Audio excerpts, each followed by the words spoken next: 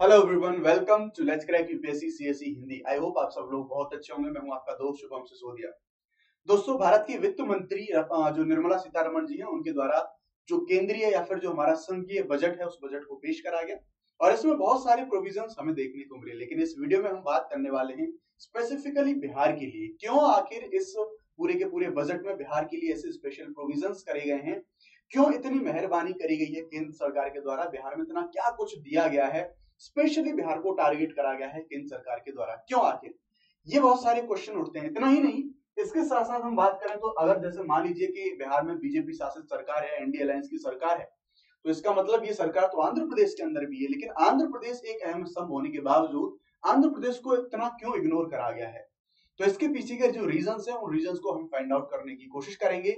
हम देखेंगे कि ये जो हमारा यूनियन बजट 2025-26 जो आया है, इस बजट में बिहार को स्पेशली क्या क्या मिला है, क्या क्या सारी चीजें मिली है, उनके बारे में हम डिटेल से यहाँ पर बात कर रहे होंगे। चलिए, तो हम यहाँ पर देखेंगे। दरअसल मैं आपको यहाँ पर पूरा रीजन बता दूं, ये बिहार का मैप यहाँ पर नीतीश बाबू जी आपको देख सकते हैं। पैसा ही पैसा, यानी कि हम बोल सकते हैं कि बहुत सारा अटूट पैसा या फिर अटूट जो योजनाएं हैं वो बिहार के लिए हमें देखने को मिलने वाली है। तो देखिए, आगे बढ़ेंगे। आगे बढ़ने से पहले आप सब लोगों के लिए कुछ जरूरी घोषणाएं हैं अन अकेडमी के द्वारा। दरअसल ये जो डेट है, डेट को याद रखना, 1 से लेकर 3 फरवरी तक, 1 से लेकर 3 फरवरी के समय तक अन अकेडमी के द्वारा आप सब लोगों के लिए जो हमारे पेड कोर्सेज हैं, सारी पेड क्लासेस हैं, सारी पेड नोट्स, पीडीएफ, सब कुछ जो है आपके लिए फ्री कर दिया गया है। ये है सिर्फ 7 दिन के लिए ये आपको अपॉर्चुनिटी मिल रही है। इस 7 दिन में आपको जो हमारे पेड कोर्सेज हैं उनकी कंप्लीट एक्सेस मिलती है, तो उसका लाभ उठाना ना भूलें। जाके जरूर से जरूर चेकआउट करें, देखें, जांचें, परखें और जितना हो सके उसको समय का ज्यादातर आप लोग यूज करें। तो इसमें आपको सारी चीजें अभी के लिए फ्री मिलेंगी, समय का जरूर ध्यान रखें। साथ ही जो लोग 2026 में एग्जाम देने वाले हैं उनके लिए तो सारी चीजें थी, लेकिन जो लोग 2025 में एग्जाम देंगे उनके लिए हमारे जो प्रीलिम्स के जो क्रैश कोर्सेज हैं ये लाइव कर दिए गए हैं। 7 फरवरी से हमारा आगे नया बैच शुरू हो रहा है। इसके लिए इसमें जीएस सीसेट आपको सब कुछ कवर कराया जाएगा और इसमें अगर आप प्रीलिम्स क्वालिफाई कर लेते हैं तो अनअकैडमी आपको free of cost mains examination के लिए प्रिपेयर कराएगा। इसे आप अवेल कर सकते हैं जस्ट इन 11,999 के अंदर में। और आप ध्यान रखेंगे, अगर आपको मैक्सिमम डिस्काउंट चाहिए तो आप शुभ 50 दिस इज माई कोड, ये कोड यूज करके आप इसका यूज कर सकते हैं। इसके अलावा आप में से जो और बाकी सारे बचे हुए लोग हैं, अगर आपको कोई भी कैसी भी समस्या आती है तो डिस्क्रिप्शन में लिंक दिया गया है टेलीग्राम का और इस कोर्स का। आप टेलीग्राम पे मैसेज करके मुझसे गाइडेंस ले सकते हैं, मुझसे जानकारी मांग सकते हैं। हमारे बैचेस हैं। आरंभ 2026 के लिए हमारा जनवरी 25 को शुरू हो चुका है। आरंभ 2026 के लिए हमारा जनवरी 30 को शुरू हो चुका है। ये 30 को ऑलरेडी शुरू हो जाएगा, हो चुका है ऑलरेडी। और 27 जनवरी को एक हमारा इग्नाइट इंग्लिश का बैच और 18 जनवरी को शुरू हुआ है हमारा शिखर बैच। ये सारे के सारे बैचेस अभी हमारे शुरू हुए हैं यूपीएससी सीएसई एग्जामिनेशन को लेकर। चलिए शुरुआत करते हैं। जैसा मैंने बताया कि ये जो संघीय यूनियन जो बजट है, इस बजट में बिहार राज्य के लिए बाकी राज्यों की अपेक्षा और कह सकते हैं कि बहुत सारी ऐसी योजनाएं, बहुत सारे ऐसे प्रोजेक्ट, बहुत सारी चीजें यहाँ पर दी गई हैं बिहार को। लेकिन सवाल उठता है आखिर क्यों? क्योंकि दोस्तों हम लोग जानते हैं कि कोई भी सरकार हो, कुछ भी हो, जब भी चुनाव आते हैं, कहते हैं कि जब भी चुनाव आते हैं यानी कि कुछ ऐसी अलग अलग चीजें होने लगती हैं, सरकारें स्पेसिफिकली उन राज्यों को या फिर उन क्षेत्रों को टारगेट करने लगती है। तो इन सेम वे हम लोग जानते हैं कि इस साल नवंबर के महीने में चुनाव होने वाले बिहार के अंदर। तो इन्हीं सारी चीजों को देखते हुए केंद्र सरकार ने स्पेसिफिकली बहुत सारी चीजों से नवाजा है बिहार राज्य को। देखेंगे कौन कौन सी सारी चीजें यहाँ पर बिहार के लिए दी गई हैं, उन सब के बारे में हम लोग यहाँ पर बात करने वाले हैं। चलिए एक एक से शुरुआत करेंगे। तो सबसे पहले हम देखेंगे, आप पहले तो ये देख लीजिए, यहाँ पर बिहार का मैप है और जो आप यहाँ पर ये जो ब्लू कलर में पूरा रीजन देख रहे हैं ये है बिहार का मिथिलांचल रीजन। हम लोग जानते हैं जब आप इसको मैप में बांटेंगे तो ये जो येलो वाला ये मगध का रीजन है, ये रेड वाला ये भोजपुर का रीजन है और ये वाला आपका जो मिथिला का रीजन है। तो यहाँ पर जो सबसे पहली हमारी योजना है मिथिलांचल में पश्चिमी कोसी नहर परियोजना, इस परियोजना के लिए वित्तीय सहायता यहाँ पर प्रदान करी जाएगी सरकार के द्वारा, जिससे बिहार में 50,000 हेक्टेयर से ज्यादा भूमि पर खेती करने वाले बड़ी संख्या में जो किसान हैं उन किसानों को काफी ज्यादा लाभ यहाँ पर मिलने वाला है।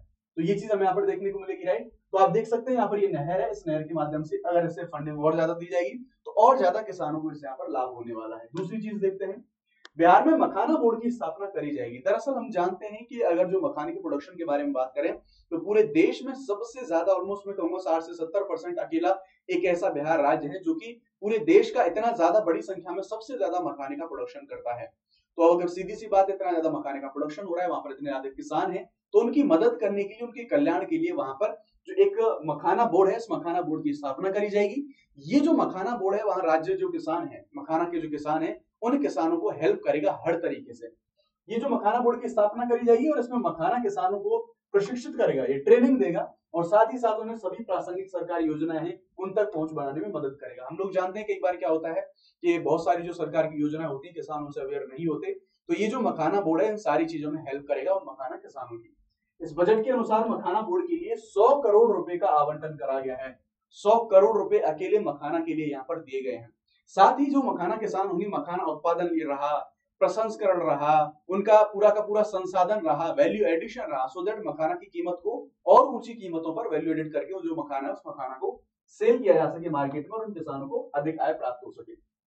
उसके बाद खाद्य प्रसंस्करण के लिए, जैसे मखाना की प्रोसेस के बारे में बात कर रहे थे, उसी प्रकार से मखाना के प्रसंस्करण के लिए बिहार में राष्ट्रीय खाद्य प्रौद्योगिकी उद्यमिता एवं प्रबंधन संस्थान, ध्यान रखेंगे इसके बारे में, राष्ट्रीय खाद्य प्रौद्योगिकी उद्यमिता एवं प्रबंधन संस्थान, इसकी स्थापना भी बिहार के अंदर ही की जाएगी।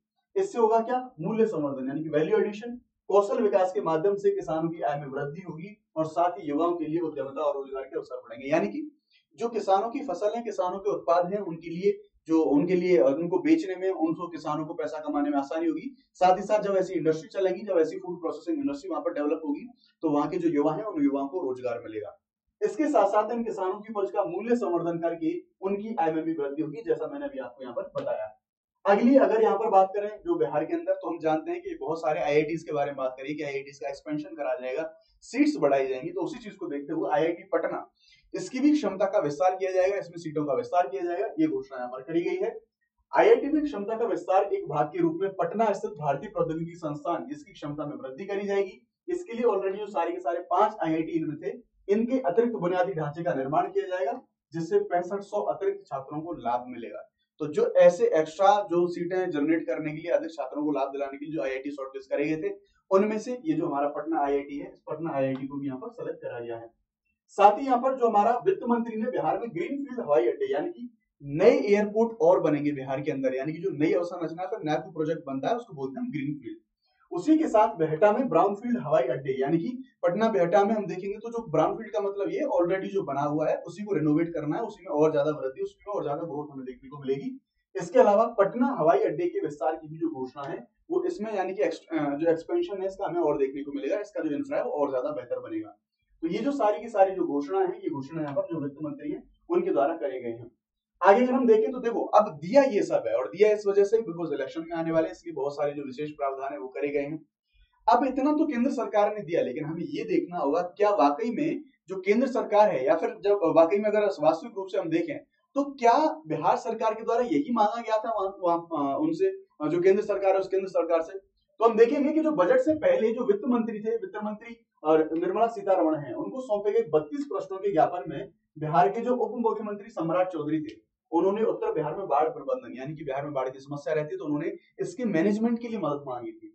दरभंगा हवाई अड्डे का उन्नयन, यानी दरभंगा जो हवाई अड्डा है उसका और एडवांसमेंट, उसमें और जो इन्वेस्टमेंट करके और उसको बढ़िया बनाना। राजगीर और भागलपुर में नए हवाई अड्डे बनाना और रक्सौल हवाई अड्डे के लिए वित्त पोषण के लिए केंद्र से 13,000 करोड़ रुपए की सहायता मांगी गई थी, जो सम्राट चौधरी है वहां के, उनके द्वारा। लेकिन जो हालांकि इन चीजों का जो एक्सपेंशन है वो हमें देखने को मिलेगा वहां पर उनके द्वारा, जो ऑलमोस्ट ये डिमांड मांगी गई थी और इन कुछ डिमांड को मान भी लिया गया है। इसी अनुसार जो पैसे का बंटवारा है वो बंटवारा करा गया है। उन्होंने उच्च गति वाले गलियारों के अलावा 10 नए केंद्रीय विद्यालयों के निर्माण, अतिरिक्त उधार के लिए सकल राज्य घरेलू उत्पाद में 1% की छूट तथा एक छोटे मॉड्यूलर परमाणु रिएक्टर को मंजूरी देने का अनुरोध इनके द्वारा करा गया था। तो इनमें से कुछ जो योजना है वो केंद्र सरकार ने स्वीकार ली और उनको इनके बजट के अंदर जो प्रावधान है प्रावधान भी दे दिए गए हैं।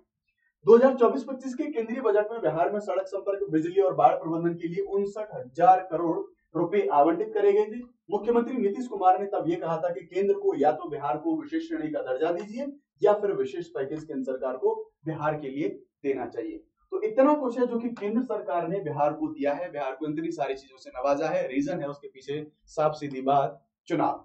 तो जो भी हो, जैसा भी हो, बिहार के लिए जितने भी हमारे केंद्रीय बजट में प्रावधान करे गए थे उन सबको हमने डिटेल में डिस्कस किया। होपफुली आपको ये सारी चीजें पसंद आएंगी। अगेन आपसे मैं एक चीज कहना चाहूंगा, अगर आप लोग यूपीएससी के लिए तैयारी करते हैं या फिर किसी सिविल सेवा के लिए तैयारी करते हैं तो आप लोग जानते हैं द हिंदू न्यूज़पेपर आपके लिए बहुत बहुत ज्यादा जरूरी होता है।